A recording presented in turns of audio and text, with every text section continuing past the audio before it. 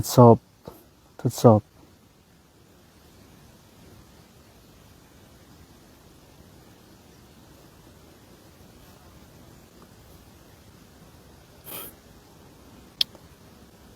ก็ถือว่าวันที่20เดือนพฤษภาปี2005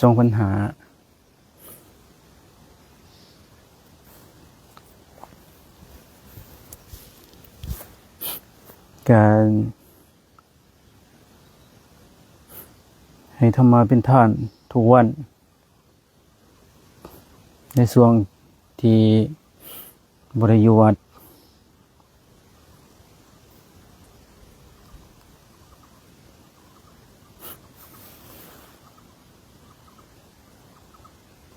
ก็บ่ฮู้ว่าสัญญาณภาพสัญญาณเสียงชัดเจนบ่น้อมันอาจจะลำบากในการ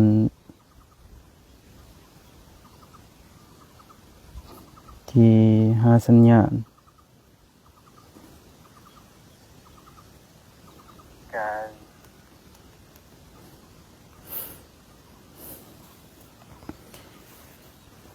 เพราะว่าอยู่ป่าเนาะมันก็ธรรมดาแหละสัญญาณมันก็บ่ทั่วถึงก็ถ้าว่าสัญญาณดีก็ให้สัญญาณมาแน่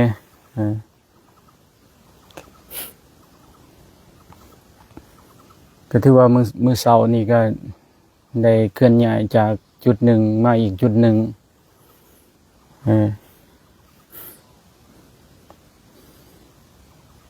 การมื้อนี้ก็สิไลฟ์สดสวยๆเนี่ยเพราะว่ารอท่าให้ศรัทธาญาติโยมเห็นวิวเบื้องขวามือเนาะเพราะว่าเบื้องเสานี้มันจะมี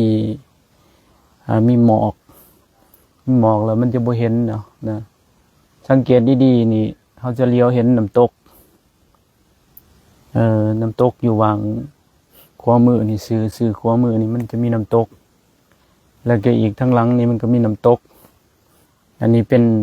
หน้าผาสูงเลิกก็สิประมาณเกือบ 300-400 เมตรบ่จักฮอดดินนะฮอดพื้นก็ถือว่าวิวงามพอสมควรก็ได้รอท่าเปิดโอกาสหมอกหายไปหมอกเบิดก็ให้ศรัทธาญาติโยมเฮาได้เห็นวิวนำแล้วก็ได้ฟังธรรมไปนำแล้วก็สนทนาธรรมกันไปนำซะนะก็ถือว่ากลับเข้าสู่โหมดปกติเพราะว่าแต่ละมื้อ 3-4 วันมานี่ก็ได้ไลฟ์สดตลอดมื้อนี้ก็ไลฟ์สดสวยแน่ก็คือว่าเบื้องต้นนั่นแหละก็ถือว่าถ้าศรัทธาญาติโยมเฮารอเขามาชมก็พาฟังสัญญาณเสียงแล้วก็สัญญาณเบิ่งฟ้าเบิ่งบรรยากาศแล้วก็สนทนาธรรมกันไปนำก็ซ้ำแบตเบิด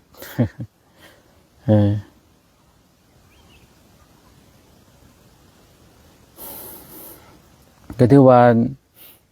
ธรรมะมันก็คือเก่าหั่นแหละ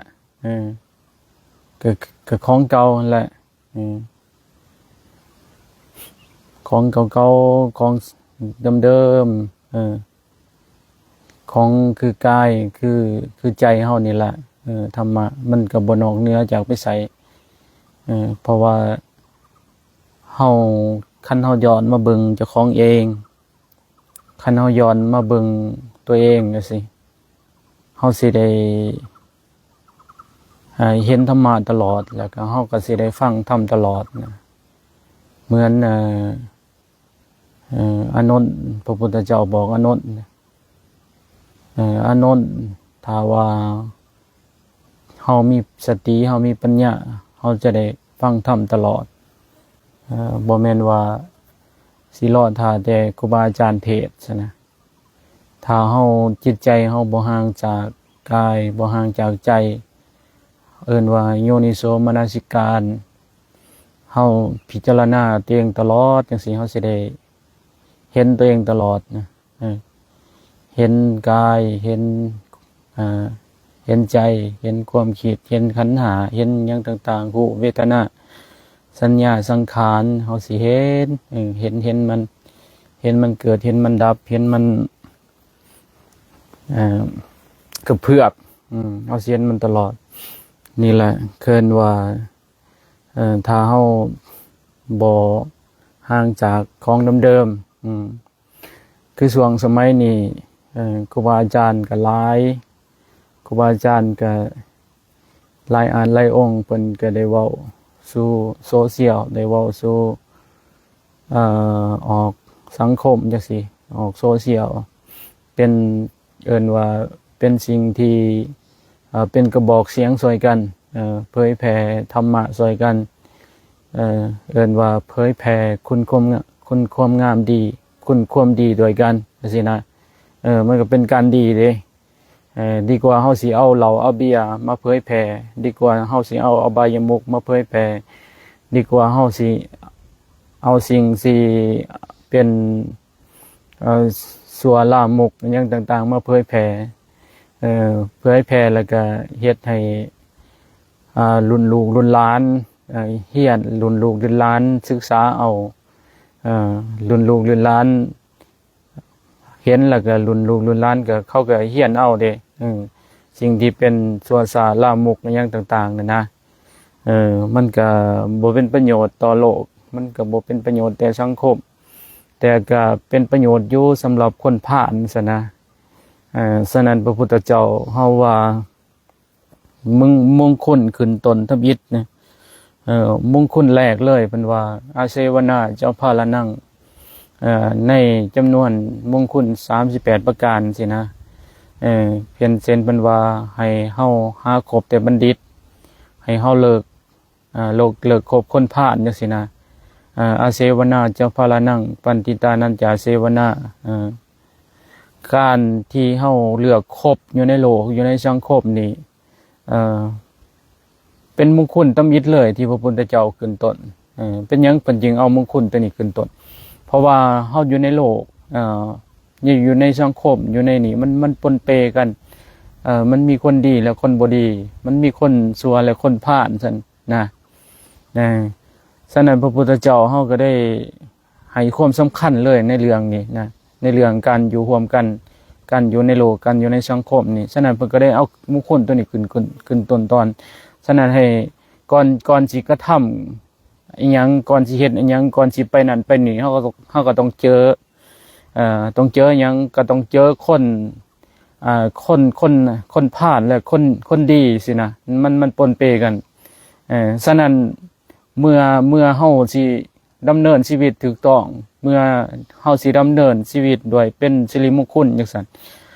เฮาก็หาเลือกแต่คบแต่บัณฑิตจังซี่นะพระพุทธเจ้าเป็นเมตตาพวกเจ้าหรือว่าพวกท่านทั้งหลาย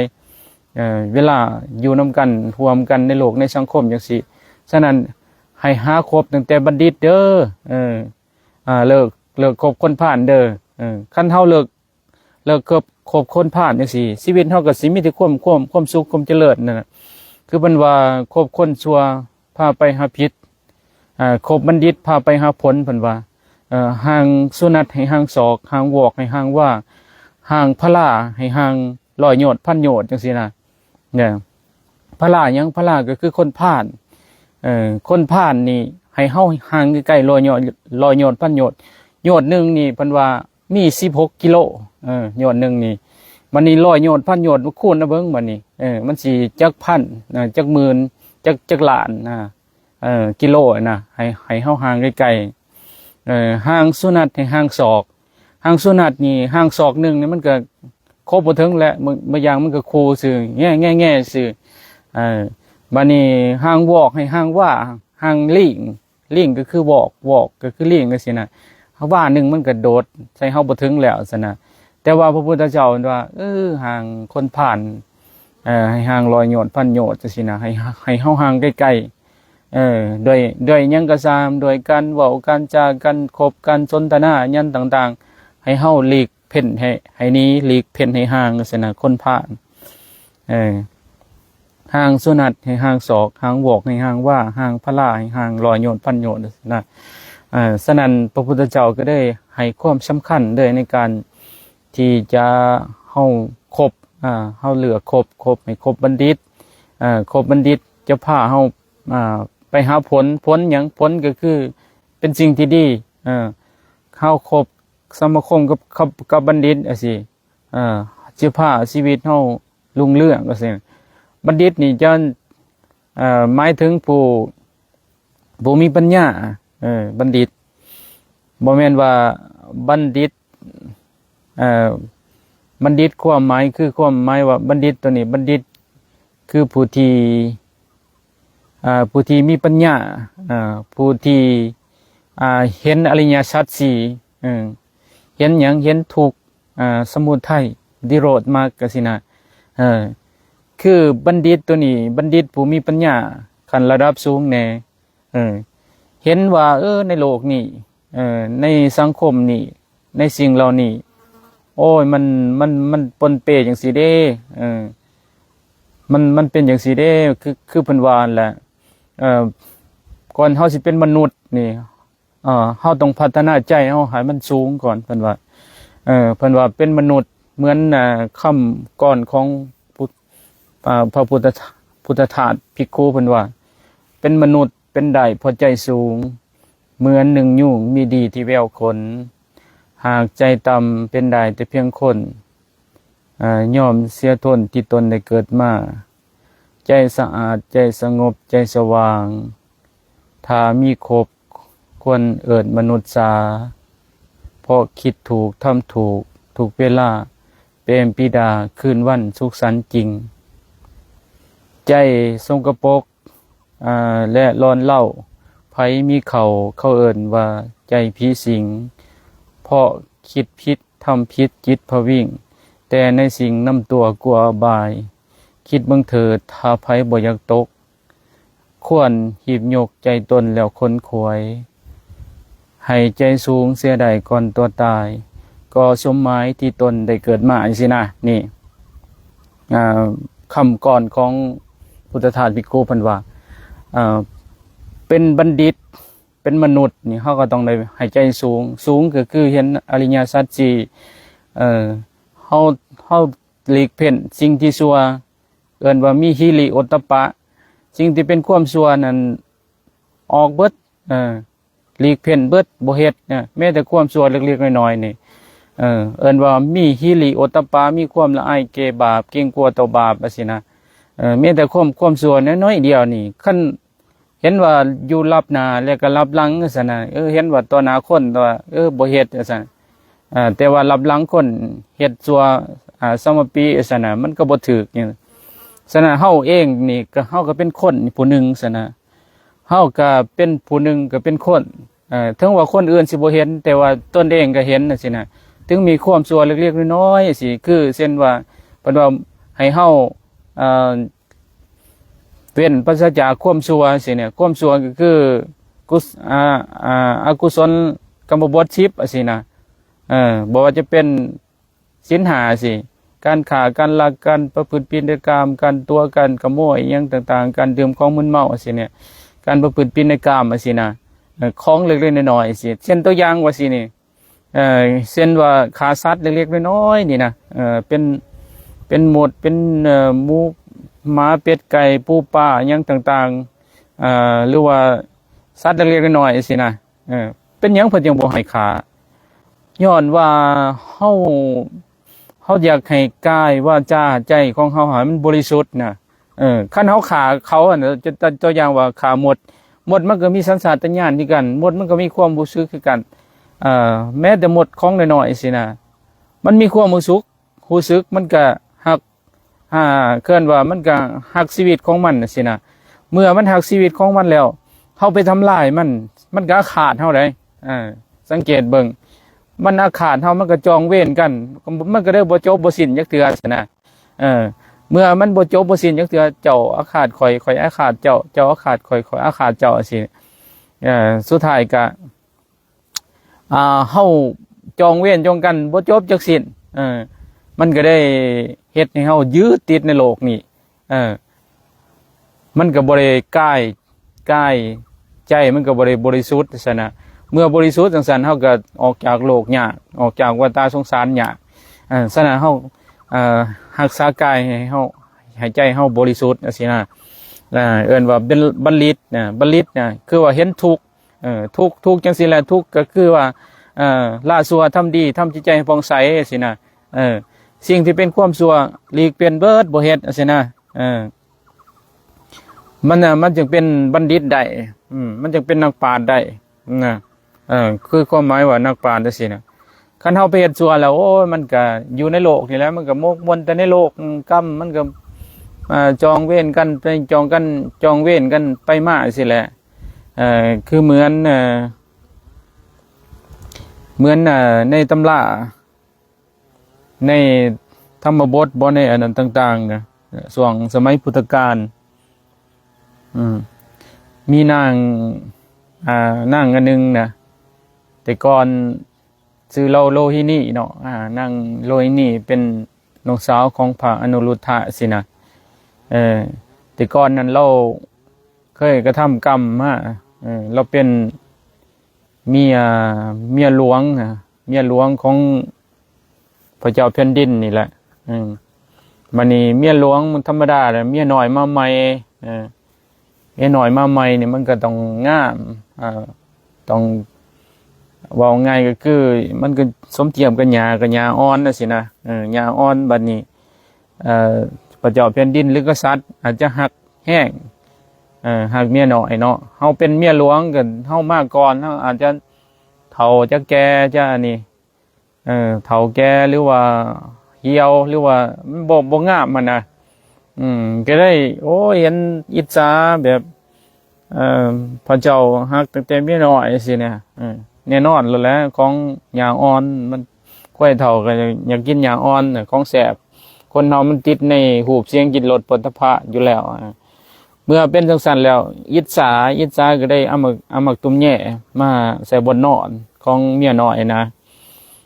ใส่บนนอนแล้วก็นั่งน่ะก็เกือกและนอนก็คือเนาะนอนก็คืนต่อมาบัดนี้นั่งเมียน้อยก็คันตามโตจน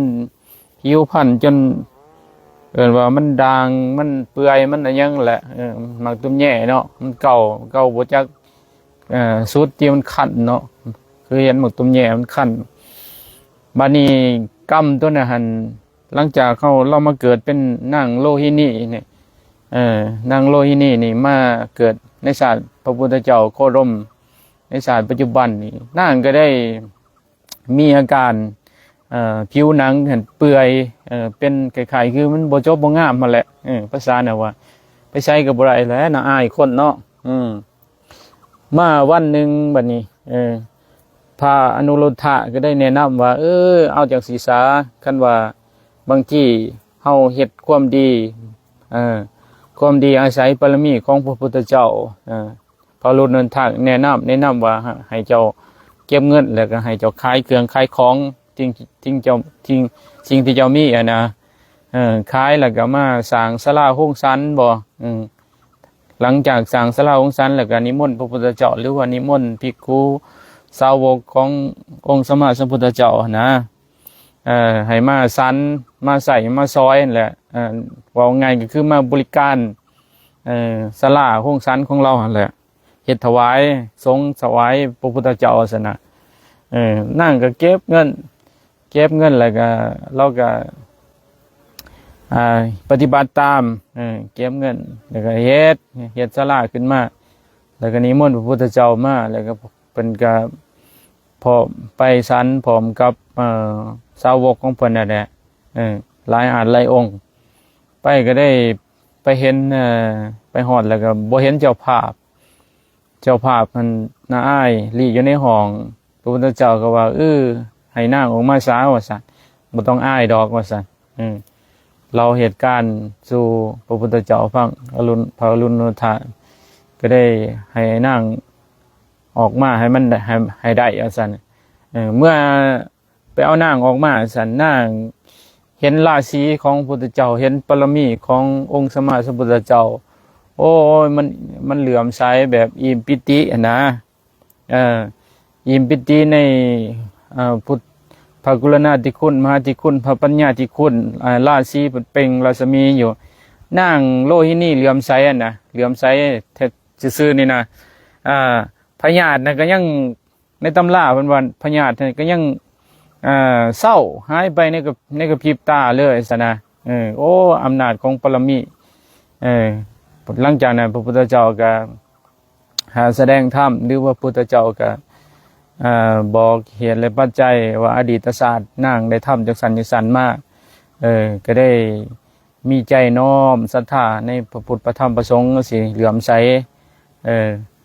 นี่แหละเกินว่าเฮาเห็นปรมีของพระพุทธเจ้าเห็นเกินว่าพระกรุณาธิคุณพระมหาธิคุณพระปัญญาธิคุณขององค์สมเด็จสัมมาสัมพุทธเจ้าอย่างนี้เนี่ยคันเฮามีศรัทธาขึ้นอย่างน่ะกรรมบางที่สิ่งที่เฮาน้อมใจมันเกิดอานิสงส์มันเกิดบุญเกิดนั่นมันอาจจะสิ่งที่เฮากระทำมาสิ่งที่เป็นอดีตนั่นสินะเอิ้นว่าเฮาให้ลืมมันไปอยู่กับปัจจุบันน่ะสินะนางโลหินีแล้วอยู่กับปัจจุบันได้แล้วลืมอดีตลืมสัญญาไปใจมันก็เอิ้นว่ากรรมเก่าสัญญาเก่าคือกรรมเก่าสมันก็บางครั้งมันก็ตกไปเรื่องมันอดีตก็ผ่านไปแล้วซั่นเรื่องอนาคตมันมาบ่ทันถึงก็บ่ต้องคนึงไปเพิ่นอยู่กับปัจจุบันอยู่กับพระกรุณาธิคุณพระมหาธิคุณพระปัญญาธิคุณหรือว่าพุทธานุสติจังซี่นางโลหินีใจเราเบิกบานอิ่มปิติซั่นสุดท้ายแล้วก็สภาวะสัญญาเก่าหรือว่ากรรมเก่ามันก็สิ้นไปตกไปสินะโอ้อำนี้อำนั้นก็ต้องมีฮิริโอตปะคือว่ากรรมชั่วสิ่งที่เฮาแม้แต่เล็กๆน้อยๆจังซี่เนี่ยเฮาก็บ่ต้องทำเพราะมันเสียดหยังมันเสียดให้เฮามีความกังวลคันมีความกังวลแล้วใจมันก็บ่สงบเมื่อมันบ่สงบแล้วเฮาก็ไปอยู่กับปัจจุบันบ่ได้มันก็สิพุ่งซ่านอยู่กังวลอยู่ลังเลสงสัยอยู่โอ้อันนี้ถูกบ่น้ออันนี้ผิดบ่น้ออันนี้เป็นจังซี่บ่น้อจังซั่นสินะเอิ้นว่านี่แหละเคินว่าเหตุและปัจจัยของฉะนั้นเพิ่นพระพุทธเจ้าอันว่าละชั่วทำดีทำจิตใจผ่องใสสิเฮาจังสิเป็นบัณฑิตได้คันจิตใจเฮาผ่องใสแล้วมันสิสงบมันสิมีพลังเฮาสิเห็นสิ่งที่มันกระเพื่อมขึ้นคือขันธ์5มันก็เพื่อสังขารขันธ์การจิตการปรุงแต่งเฮาก็สิเห็นวิญญาณเวทนาความรู้สึกสุขทุกข์จังซี่เฮาก็สิเห็นเอิ้นว่าสัญญาความคิดความปรุงแต่งในอดีตเฮาก็สิเห็นเห็นเบิดรูปเฮาก็สิเห็นรูปเวทนาสัญญาสังขารวิญญาณสิเฮาสิเห็นมันเบิดเห็นการกระเพื่อมของมันสภาวะอันนี้เนาะคนเฮาประกอบด้วยกายว่ากายใจจังสิบ่สินะเมื่อเฮาเห็นตัวเองแล้วคนอื่นมันก็บ่นอกเหนือจากเฮาดอกนะคนอื่นก็คือกันคนอื่นก็มีความทุกข์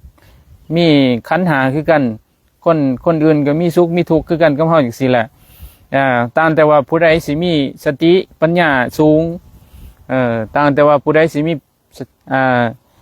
มีเคิ้นว่าจริยธรรมแล้วก็คุณธรรมนะผู้ใดสิมีอินทรีย์ปรมีหลายกว่ากันผู้ใดสิมีสติปัญญาหลายกว่ากันเท่านั้นในโลกนี้นะ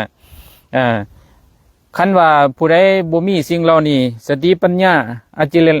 จริยธรรมและคุณธรรมนี่พวกนั้นบ่ต่างจากกับสัตว์เลี้ยงสารว่าง่ายซะคนอื่นน่ะบ่ต่างจ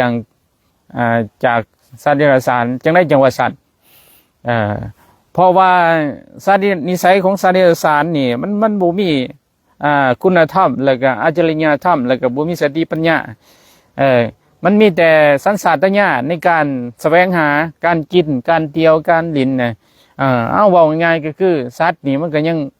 มันหูจักแต่อย่างว่า มันเฮ็ดหั่งจังซี่เฮ็ดหั่งเฮ็ดหู้เฮ็ดหยังเพื่ออันนี้เอิ้นว่ามันเอิ้นว่าสัญชาตญาณของมันบ่งบอกมาจังซี่การหากินคือกันมันก็หามันก็ตื่นเช้านึงหากันเอิ้นว่ากินกามเกียรติกลัวนี่4อย่างนี่มันมีสัตว์เดรัจฉานน่ะแต่ว่าอาจารยธรรมคุณธรรมหรือว่าสติปัญญาของมันนี่มันบ่มีมันบ่จักว่าอันนี้กิเลสอันนี้ความอยากอันนี้ราคะอันนี้โทสะอันนี้รูปเสียงกินรสโผฏฐัพพะมันบ่ฮู้มันบ่จักอันนี้เป็นผู้ใหญ่กว่าเฮาอันนี้เกิดก่อนเฮาเฮาควรสิกตัญญูหรือว่าเฮาควรสินับถือเฮาควรสิกตัญญูกตเวทีเพิ่นมันบ่จักมันบ่สนใจตัวอย่างเอาหมานี่สมเทียบเนี่ยมันบ่ฮู้ว่าอันนี้เป็นลูกมันอันนี้เป็นแม่อันนี้เป็นพ่อมันก็มั่วไปเบิดนั่นแหละนี่แหละเกินว่าสัญชาตญาณของสัตว์มนุษย์เฮาคือกันถ้าเฮาบ่มีอาจาริยธรรมและคุณธรรมและสติปัญญานี่โอ้ยเบิดโลดบ่ต่างจากกับสัตว์เดรัจฉานบ่ต่างจากกับเอิ้นว่าตกต่ำแท้ๆคือคำก่อนเว้าเบื้องต้นนั่นว่าเป็นมนุษย์เป็นได้พอใจสูงเหมือนหนึ่งยุงมีดีที่แววขนหากใจต่ำเป็นได้แต่เพียงคนย่อมเสียตนที่ตนได้เกิดมาใจสะอาดใจสงบถ้ามีครบคนเอิ้นมนุษย์สาพอคิดถูกทำถูกทุกเวลาเป็นปิดาขึ้นวันสุขสันต์จริงใจสกปรกใจเล่าร้อนใจร้อนเล่าไผมีเขาเอิ้นว่าใจผีสิงเพราะคิดผิดทำผิดจิตพวิ่งแต่ในสิ่งนำตัวกลัวบายคิดเบิ่งเถิดถ้าไผบ่อยากตกจงหีบยกใจตนแล้วคนขวายให้ใจสูงเสียดายก่อนตนตายก็สมหมายที่ตนได้เกิดมาสินะนี่เคิ้นว่าคันเฮาบ่มีอาจาริยธรรมและคุณธรรมสติปัญญานี่หรือว่าศีลสมาธิปัญญามีขอมักหรือว่าคนทางอริยมรรคมีองค์8นี่ถ้าเฮาบ่มีตัวนี้โอ้ยบ่ตั้งหยังกับสัตว์ดอกสัตว์มันมีแต่เอิ้นว่าสัญชาตญาณกินกามเกียรติกลัวสิ่งเหล่านี้พ่อมันมีแต่สำนักบ่สนใจสุดท้ายก็เบิดไปชีวิตมันสุดท้ายก็นี่อะไรไปมนุษย์เฮาคือกันแหละถ้าเฮาบ่ยกใจเฮาสูงขึ้นบ่พัฒนาใจบ่เรียนรู้บ่หาคบบัณฑิตบ่หาคบนักปราชญ์จังซี่นะบ่ฟังเทศน์ฟังธรรมบ่เสริมเอิ้นว่าเฮาบ่ลดน้ำลดน้ำศรัทธาของเฮาบ่ลดน้ำเฮาบ่เข้าหาพระพุทธเจ้าพระธรรมพระสงฆ์จังซี่เนี่ยโอ้ยกูว่าบ่มีทางดอกสิใจมันสิสูงขึ้นบ่มีทางดอกฉะนั้นก็ได้มั่วตั้งแต่ศอกกินกามเกียรติกลัวจังซี่แหละ4อย่างนี่สุดท้ายก็ตายไปชีวิตเบิดไปบ่ถึง100ปีเบิดยังก็120สันสูงสุดก็สุดท้ายก็ตายไปจบสิ้นไปในศาสตร์นึงเบิดไปบัดนี้ตายไปอีกชีวิตหลังความตายอีกโอ้ยมันก็มกมนในความทุกข์อีกเกิดมาเป็นเปรตอสุรกายสัตว์นรกสัตว์เดรัจฉานอีกเกิดมาเป็นสัตว์อีกเบิดยังคันมีในการที่รักษาศีล5บ่กล่าวบ่ลักบ่ตัวบ่ประพฤติผิดในกามสิก็ใจก็สูงขึ้นมาแน่อีกน้อยนึงได้บางทีอันนั้นได้เกิดเป็นมนุษย์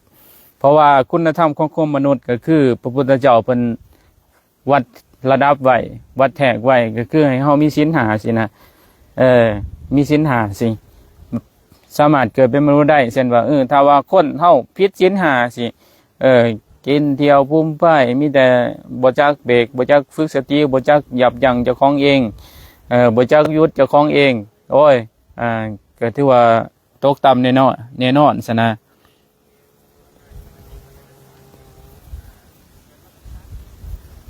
ก็ถือว่าตกต่ำแน่นอน ฉะนั้นพระพุทธเจ้ามันก็ได้วัดระดับ แทงระดับไว้ว่า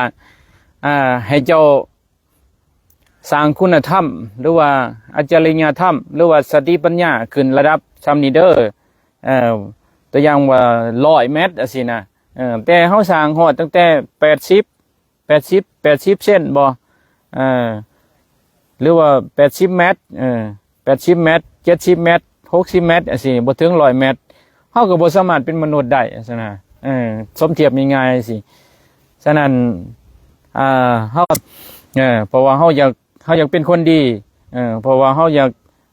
ให้คุณธรรมของเฮาให้มันถึง100 เมตรจังซี่นะเฮาก็ตั้งใจแล้วตั้งใจปฏิบัติจังซี่นะคันเฮาบ่ตั้งใจปฏิบัติเฮาไปเฮ็ดเฮาไปเฮ็ดเมื่อความทุกข์มาหาเฮาเจ้านั้นก็ว่าโทษนั่นเจ้านั้นก็ว่าโทษนี่อีกโอ้ยก็ว่าเป็นน้ำนั่นก็เป็นน้ำนี่อีกไปหาครูบาอาจารย์ครูบาอาจารย์ก็ช่วยยังบ่ได้เพราะว่าเฮาก็ทำมาโดยตัวของเฮาเองเพราะว่าเฮาเฮ็ดมาโดยตัวของเฮาเองสินะบ่มีไผช่วยเฮาได้นอกจากตัวเฮาเองสินะเพราะว่าพระพุทธเจ้าก็บอกว่าไฟมันร้อนเด้อมันร้อนอย่าไปจับสินะเฮาพัดว่าดื้อดึงเฮาก็ได้โอ้บ่เชื่อคำสอนของพระพุทธเจ้าสินะเช่นว่าเพิ่นว่าบ่เบียดเบียนต้นแต่ก็บ่เบียดเบียนคนอื่นเด้อบ่ฆ่าบ่ลักบ่ตัวบ่ประพฤติผิดในกามบ่นั่นบ่เสพของมึนเมาสินี่เฮาก็ไปเฮ็ดเนี่ยมันเวลาความทุกข์มาได้โอ้ยบัดมาหาครูบาอาจารย์ก็ซอยหยังเฮาบ่ได้แล้วเพราะว่ากรรมของเฮาเฮ็ดไปด้วยการเจตนาของเฮาบ่ฟังเด้เฮาเป็นคนดื้อดึงอยู่เพิ่นบอกเพิ่นอันนี้เฮาก็บ่ฟังบ่สนใจบ่ประพฤติปฏิบัติอีกว่าสัญชาตญาณเฮาก็มั่วตั้งแต่อย่างเดียวกินกามเกียรติกลัวอย่างเดียวซะนะสุดท้ายก็ได้ถูกไปโอ้ยสิแหละอ่านคอมเมนต์ก่อนอยู่บอนใดนี่ค่ะเนาะสังกะรีบอย อยู่ใกล้ๆวัดนี่แหละสังกะรีบอยอยู่ในใกล้วัดเท่านี้แหละ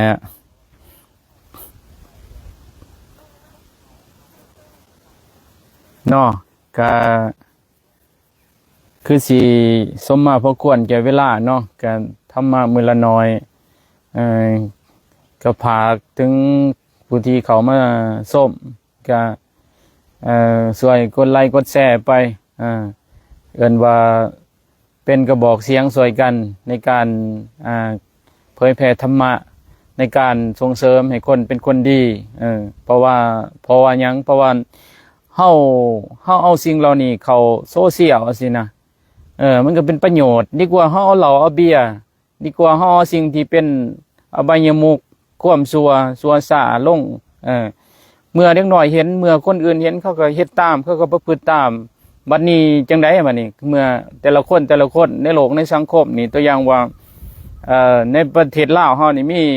6-7 ล้านคนว่าซั่นนะเฮ็ดแต่แนวชั่วเบิด7 ล้านคน6 ล้านคนจังซี่เพราะว่าอิหยังเพราะว่าแต่ละคนเอาแต่ความชั่วลงในโซเชียลซั่นนะอบายมุขเตียนว่ากินเหล้าเมาสุราเฮ็ดผิดศีลตลอดสินะแนวมันบ่ดีหั่นแหละเว้าง่ายซื่อๆคือเว้าง่ายก็คือสิ่งที่เป็นความชั่วซ่าลามกกันแหละเอาลง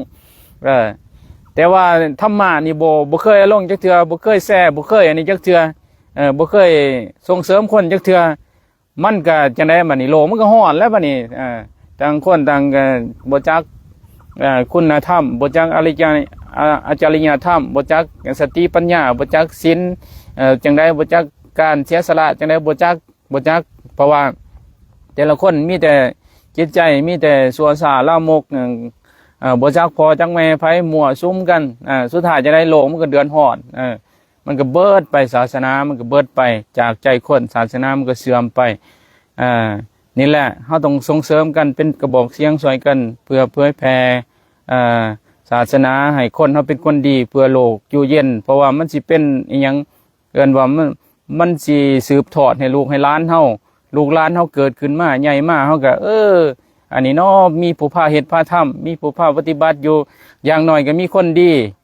อย่างน้อยก็มีคนบอกคนสอนจังซี่นี่อย่างน้อยก็มีคนรักษาคำสั่งสอนของพระพุทธเจ้าจังซี่น่ะบอกว่าเพิ่นคือมึงคุณเบื้องต้นว่าทุกครั้งจังซี่นะให้เฮาเห็นจังซี่เอิ้นว่าเป็นบัณฑิตได้เป็นนักปราชญ์ได้เฮาก็ปฏิบัติเอาแล้วตามอริยมรรคมีองค์8ศีลสมาธิปัญญาสิปฏิบัติไปเพิ่นบอกว่านั่งสมาธิก็นั่งเพิ่นบอกภาวนาก็ภาวนาเห็นจิตเห็นใจเห็นขันธ์ห้าเห็นรูปเวทนาสัญญาสังขารวิญญาณทั้งในรูปมันเป็นจังไดรูปกายวาจาใจประกอบด้วยธาตุ4ดินน้ำลมไฟสิเฮาเห็นเข้าไป บัดนี้เห็นวิญญาณเห็นสิ่งที่มันเป็นหยังมันจะคิดมันจะปรุงแต่งย้อนมันมีอวิชชามันคือความบ่ฮู้ความเป็นจริงว่าสิ่งเหล่านั้นมันเป็นตกอยู่ในกฎไตรลักษณ์จังซี่นะมันจะสิเป็นบัณฑิตได้ฉะนั้นเฮาต้องส่งเสริมบัณฑิตส่งเสริมนักปราชญ์จังซี่ช่วยแซ่ช่วยอันนั้นเป็นธรรมทานไปแจกจ่ายให้โลกให้สังคมฮู้ว่าอย่างน้อยก็มีผู้ประพฤติปฏิบัติจังซี่นะมันก็เป็นประโยชน์อ้าวก็คือสีสมมาพระควรแก่เวลาแหละเอาไว้มื้อหน้าเนาะเพราะว่ามันก็สวยแล้วก็อยากฝากบอกว่าชีวิตทุกคนยอมแปรผันสิ่งสำคัญอย่าประมาทสิ่งผิดพลาดคือบทเรียนสิ่งเพียรย่อมมีผล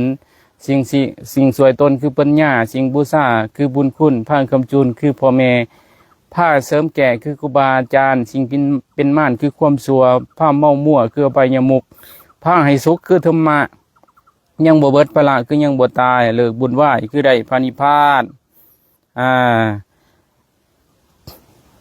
โดยคุณพุทธะจงชนะความขัดของโดยคุณพระธรรมอันเนืองร่องจงชนะหมู่ศัตรูมารโดยคุณพระอริยสงฆ์ขอให้ทุกทานเป็นสุขทุกทานอันตรายใดๆจงแผ่วพานถึงมรรคผลนิพพานทุกตนทุกคนก็ขาเถิดสาธุปิด